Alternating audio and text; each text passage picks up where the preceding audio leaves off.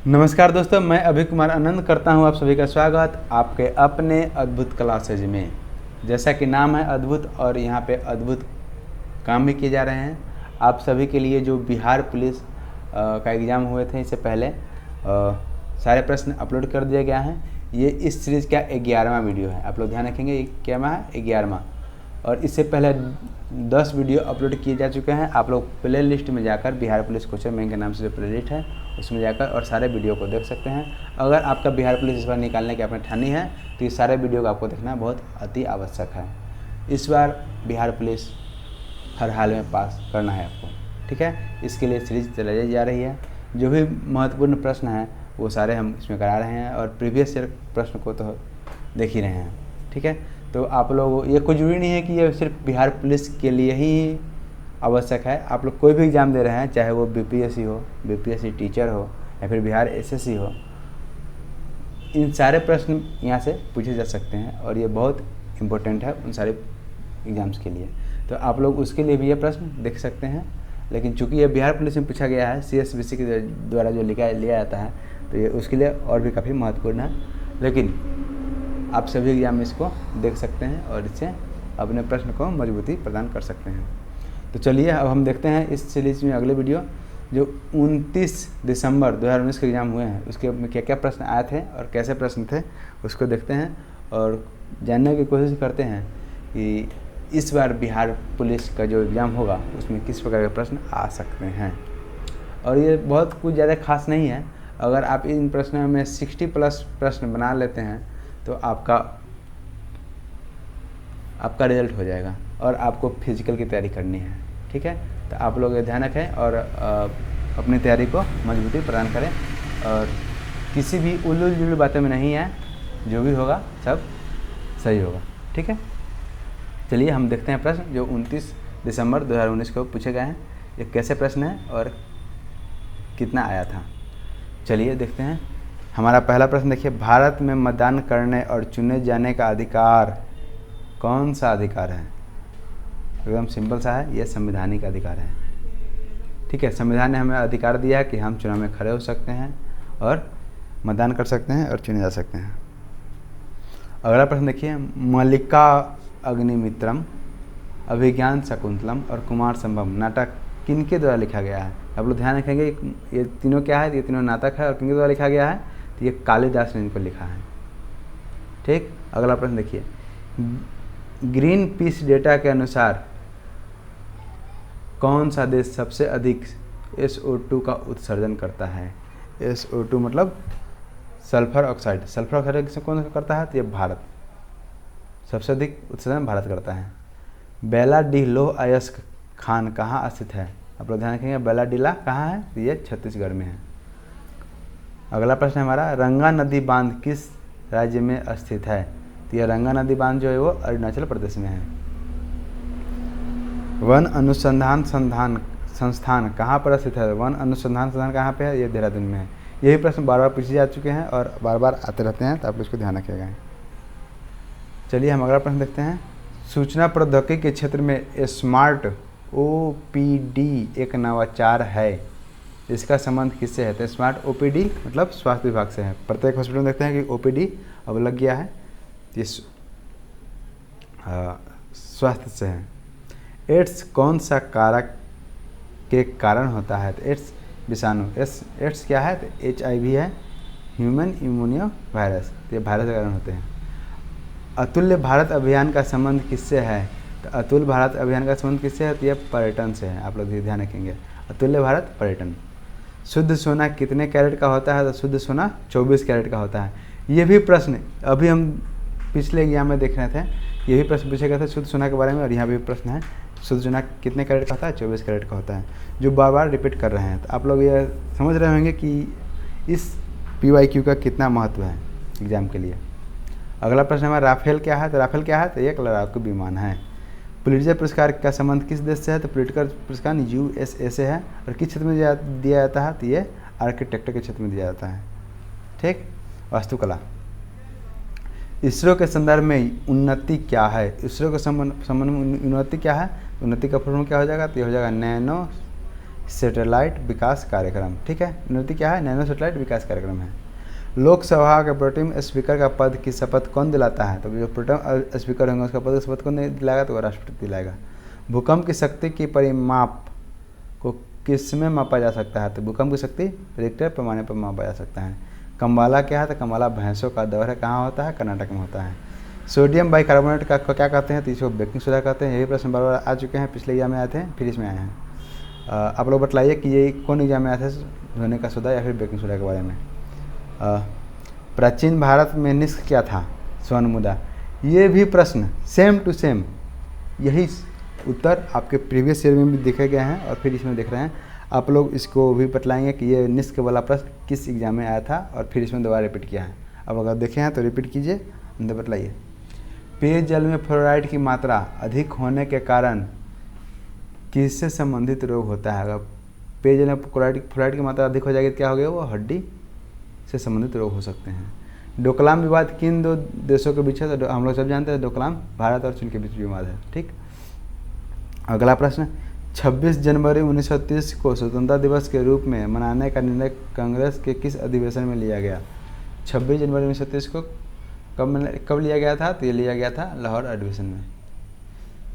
जम्मू एवं कश्मीर JNK को किस वर्ष केंद्र शासित प्रदेश का दर्जा मिला? तो ये 2019 में इसको केंद्र शासित प्रदेश बना दिया गया। विद्युत बल्ब का तंतु किससे बना होता है? तो विद्युत बल्ब जो फिलामेंट होता है वो टंगस्टन का बना होता है।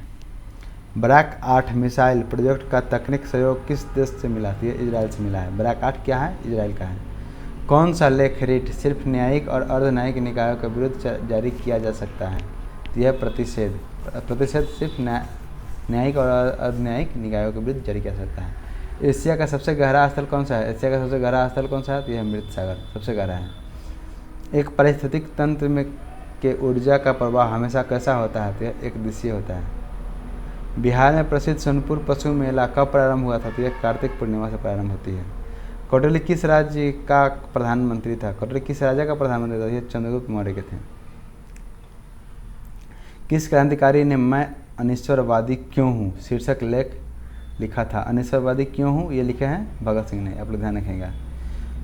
संयुक्त राष्ट्र अमेरिका के किस शहर में हाउडी मोदी कार्यक्रम का मेजबान किया गया था? ये था ह्यूस्टन। ये उसमें बहुत फेमस हुए थे हाउडी मोदी, जब मोदी जी अमेरिका गए थे तो इसमें ट्रम्प साहब थे वहाँ के राष्ट्रपति, तो उन्होंने हाउडी मोदी के नाम से कार्यक्रम का आयोजन किया था। किस स्थान पर रॉयल बंगाल बांध पाया जाता है? तो रॉयल बंगाल बांध कहाँ पाया जाता है? तो ये सुंदरबन में पाया जाता है। सॉरी, ये बांध लिखा है, बाघ होगा। ठीक है, क्या होगा? बाघ।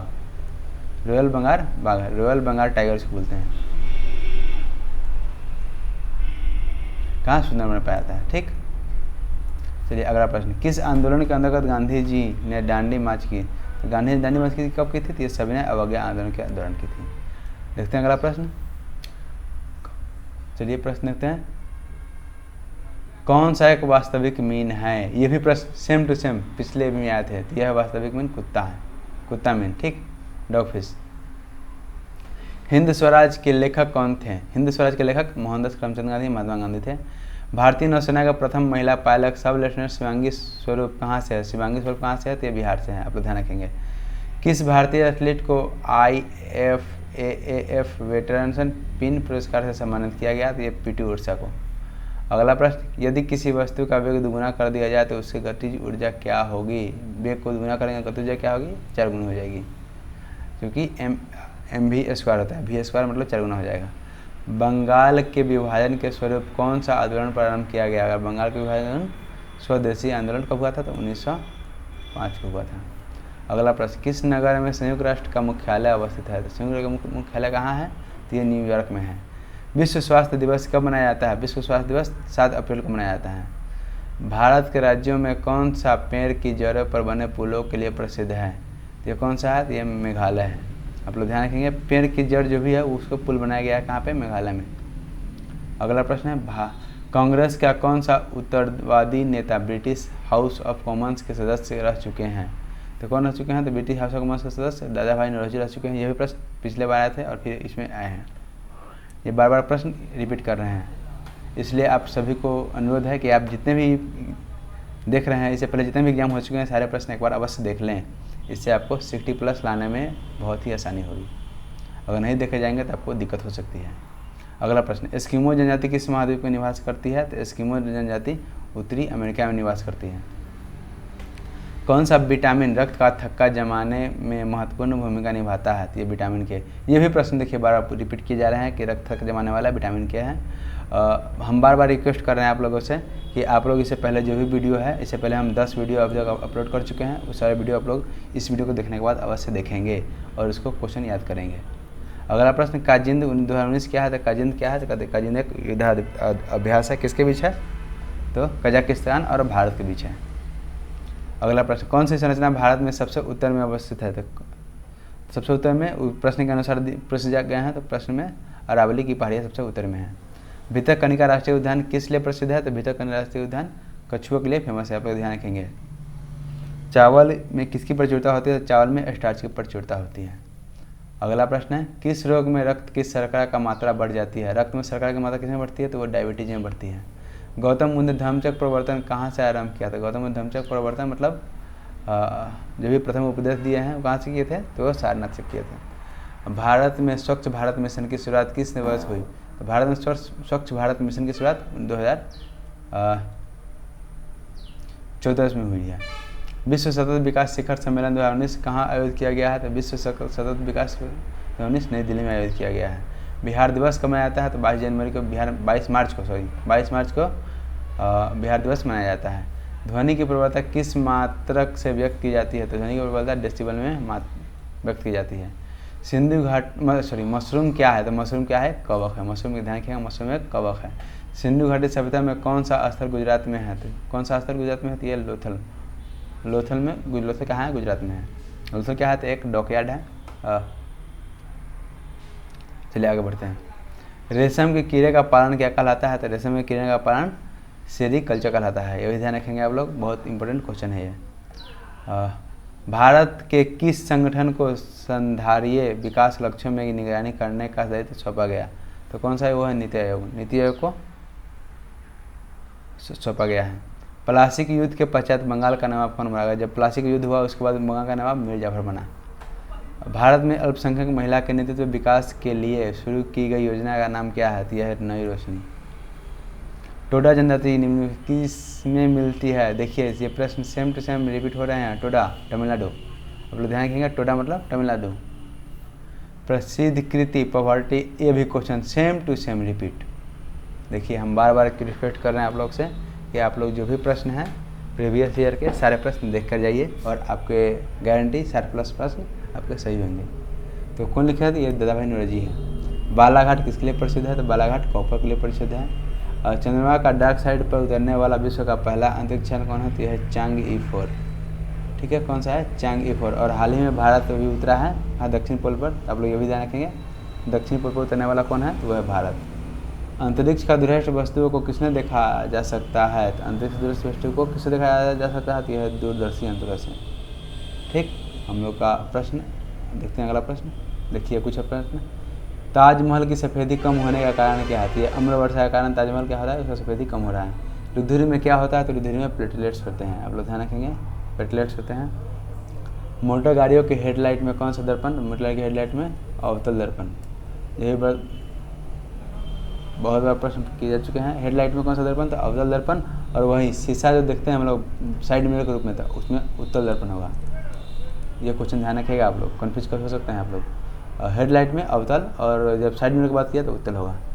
प्रत्येक वर्ष जैविक विविधता का अंतर्राष्ट्रीय दिवस कब मनाया जाता है? तो ये बनाता है 22 मई को। ठीक है, एम्पियर किसका मात्रक है? तो एम्पियर धारा का मात्रक है।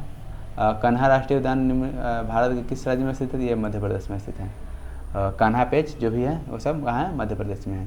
तो चलिए हम लोग का वीडियो यहीं पर समाप्त होता है। इसके बाद हम लोग अगला वीडियो देखेंगे जो 22 जनवरी 2020 को लिया गया था फर्स्ट शिफ्ट में, और इसके बाद फिर सेकेंड शिफ्ट देखेंगे। फिर हम लोग आगे बढ़ते हुए 2023 तक आएंगे। तो चलिए हम लोग वीडियो यहीं समाप्त करते हैं। आप लोग का दिन शुभ हो और आप लोग से अनुरोध कि आप लोग सारे वीडियो एक बार अवश्य देख लीजिए। इसका 11 वीडियो हो चुके हैं, अब फिर इसके बाद हम 12 वीडियो अपलोड किए जाएंगे। ठीक, धन्यवाद।